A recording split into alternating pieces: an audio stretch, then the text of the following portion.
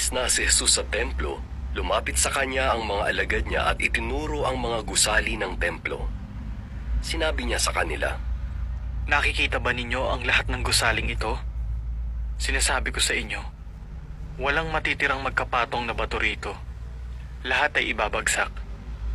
Habang nakaupo siya sa bundok ng mga olibo, lumapit sa kanya ang mga alagad ng sarilinan at nagsabi, Sabihin mo sa amin, kailan mangyayari ang mga ito? At ano ang magiging tanda ng presensya mo at ng katapusan ng sistemang ito? Sumagot si Jesus, Mag-ingat kayo para hindi kayo mailigaw ng sinuman. Dahil marami ang gagamit sa pangalan ko at magsasabi, Ako ang Kristo. At marami silang maililigaw. Makaririnig kayo ng ingay ng mga digmaan at ng mga ulat ng digmaan. Huwag kayong matakot. Dahil kailangang mangyari ang mga ito. Pero hindi pa ito ang wakas. Dahil maglalabanan ang mga bansa at mga kaharian. At magkakaroon ng tagutom at lindol sa iba't ibang lugar. Ang lahat ng ito ay pasimula ng matinding paghihirap. Pagkatapos, pag-uusigin kayo ng mga tao at papatayin. At kapupuotan kayo ng lahat ng bansa dahil sa pangalan ko.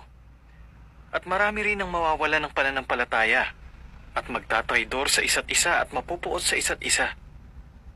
Marami ang magkukunwaring propeta at marami silang maililigaw. At dahil sa paglaganap ng kasamaan, ang pag-ibig ng nakararami ay lalamig. Pero ang makapagtitiis hanggang sa wakas ay maliligtas. At ang mabuting balitang ito tungkol sa kaharian ay ipangangaral sa buong lupa para marinig ng lahat ng bansa. At pagkatapos ay darating ang wakas. Kaya kapag nakita ninyong nakatayo na sa isang banal na lugar ang kasuklam-suklam na bagay na dahilan ng pagkatiwangwang, na sinabi ng propetang si Daniel, kailangan itong unawain ng mambabasa. Ang mga nasa Judea ay dapat nang tumakas papunta sa kabundukan. Ang nasa bubungan ay huwag nang bumaba para kunin ang mga pag-aari niya mula sa kanyang bahay. At ang nasa bukid ay huwag nang bumalik para kunin ang balabal niya. Kaawa-awa ang mga nagdadalang tao at nagpapasuso ng sanggol sa mga araw na iyon. Patuloy na ipanalangin hindi matapat sa taglamig o sa araw ng Sabat ang pagtakas ninyo. Dahil sa panahong iyon ay magkakaroon ng malaking kapighatian na hindi pa nangyayari mula ng pasimula ng mundo, hanggang sa ngayon at hindi na mangyayari pang muli. Sa katunayan, kung hindi pa iikliin ang mga araw na iyon, walang taong maliligtas. Pero dahil sa mga pinili ay paiikliin ang mga araw na iyon. Kung may magsabi sa inyo, nandito ang Kristo, o nandoon, huwag ninyong paniwalaan iyon.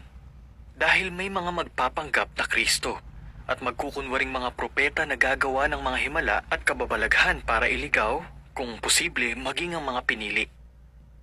Nabigyan ko na kayo ng babala. Kaya kung sabihin sa inyo ng mga tao, nasa ilang siya, huwag kayong pumunta roon. Nasa loob siya ng kwarto. Huwag kayong maniwala. Dahil kung paanong ang kidlat sa silangan ay nagliliwanag hanggang sa kanluran, magiging ganoon ang presensya ng anak ng tao. Kung nasaan ang bangkay, doon magpupuntahan ang mga agila.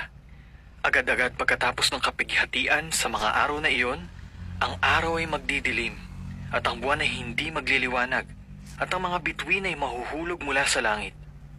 At ang mga kapangyarihan ng langit ay mayayanig.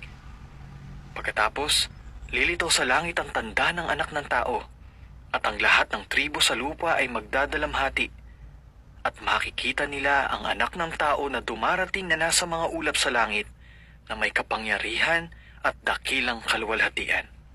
At isusugo niya ang kanyang mga anghel na may malakas na tunog ng trumpeta, at titipunin nila ang mga pinili niya mula sa 4 na direksyon, mula sa isang dulo ng langit hanggang sa kabilang dulo nito. Ngayon ay matuto kayo sa ilustrasyon tungkol sa puno ng igos. Sa sandaling tubuan ito ng malalambot na sanga at umusbong ang mga dahon nito, alam ninyo na malapit na ang tag-araw. Sa katulad na paraan, kapag nakita ninyong nangyayari na ang lahat ng ito, makakatiyak kayong malapit na siya at nasa pintuan na. Sinasabi ko sa inyo na ang henerasyong ito ay hindi lilipas hanggang sa mangyari ang lahat ng ito. Ang langit at lupa ay maglalaho, pero ang mga salita ko ay hindi maglalaho. Tungkol sa araw at oras na iyon ay walang sino man ang nakaalam. Kahit ang mga anghel sa langit o kahit ang anak, kundi ang Ama lang. Dahil ang presensya ng anak ng tao ay magiging gaya noong panahon ni Noe. Noong panahong iyon bago ang baha, ang mga tao ay kumakain at umiinom. Ang mga lalaki at babae ay nag-aasawa hanggang sa araw na pumasok si Noe sa arka. At hindi sila nagbigay pansin hanggang sa dumating ang baha at tinangay silang lahat. Magiging gayon ang presensya ng anak ng tao. Sa panahong iyon, 2 lalaki ang magtatrabaho sa bukid. Ang isa ay isasama at ang isa naman ay iiwan. 2 babae ang magigiling ng trigo. Ang isa ay isasama at ang isa naman ay iiwan. Kaya patuloy kayong magbantay dahil hindi ninyo alam kung anong araw darating ang inyong Panginoon. Pero isipin ninyo ito, kung nalaman lang ng may bahay kung anong oras sa gabi darating ang magnanakaw, nanatili sana siyang gising at hindi hinayaang mapasok ang bahay niya. Kaya maging handa rin kayo, dahil ang anak ng tao ay darating sa oras na hindi ninyo inaasahan. Sino talaga ang tapat at matalinong alipin na inatasan ng Panginoon niya sa mga lingkod ng sambahayan nito para magbigay sa kanila ng pagkain sa tamang panahon? Maligaya ang aliping iyon kung sa pagdating ng Panginoon niya ay madatnan siyang gayon ang ginagawa. Sinasabi ko sa inyo, aatasan siya ng Panginoon sa lahat ng pag-aari nito.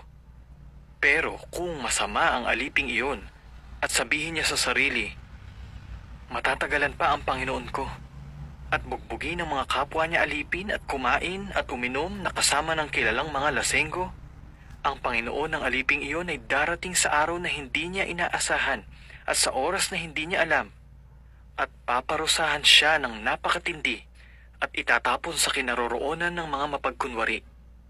Iiyak siya roon at magngangalit ang mga ngipin niya. Kabanata 25.